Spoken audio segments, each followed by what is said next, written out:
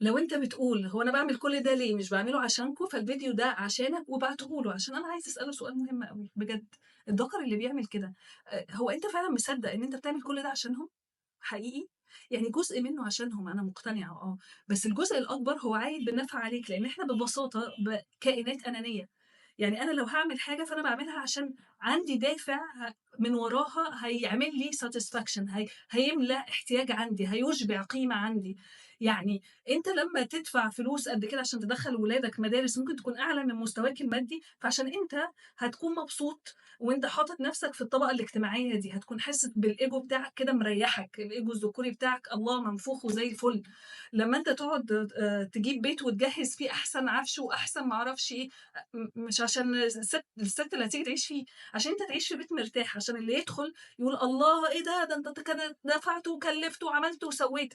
أنا لا أنكر إن جزء منّه بيبقى عشان اللي معاك، بس في جزء كمان منّه عايد عليك، يعني حتى الfeedback بتاع الناس اللي حواليك اللي هو كتّر خيرك أنت عملت لنا وسوّيت ده بيشبعك، بيشبع احتياج بالتقدير جواك.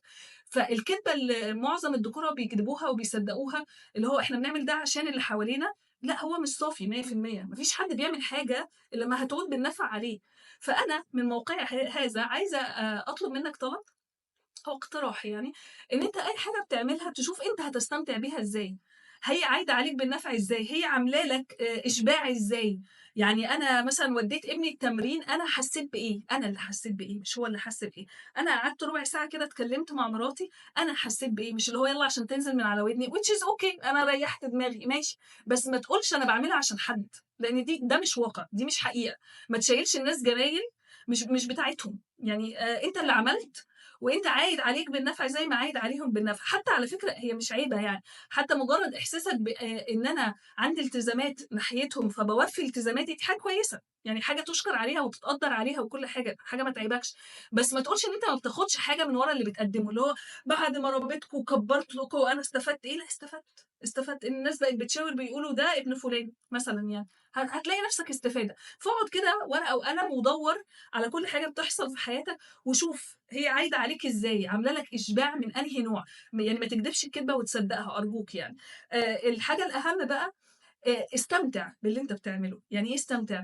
أنا باشوف رجالة بتصرف كتير أوي، أوي، أوي، أوي على ولادها وعلى زوجاتها وعلى أهلها وعوايلها وكل الكلام ده، بس هُم مش متواجدين.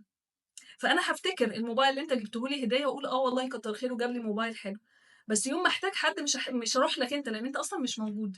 بتحرم نفسك من جزء كبير أوي إنساني جواك اسمه مشاعر، اسمه بقى الحاجة الحقيقية، حقيقتك اللي جواك، إنسانيتك، بتحرم نفسك منها بحجة أصل أنا ما عنديش وقت عشان أنا باشتغل ليل نهار.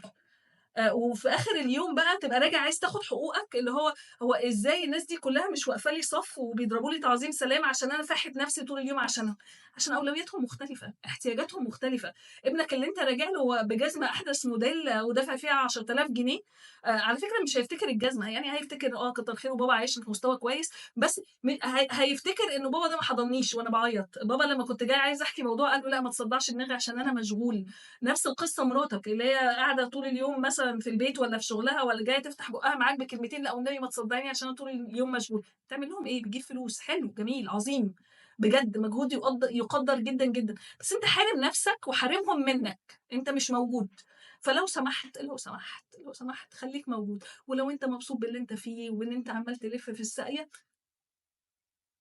براحتك، براحتك، وهاستناك في الحلقة الجاية من بس ذكر والله. أشوفكم الحلقة الجاية، لايك وشير وابعتوا للناس واعملوا comments. باي باي.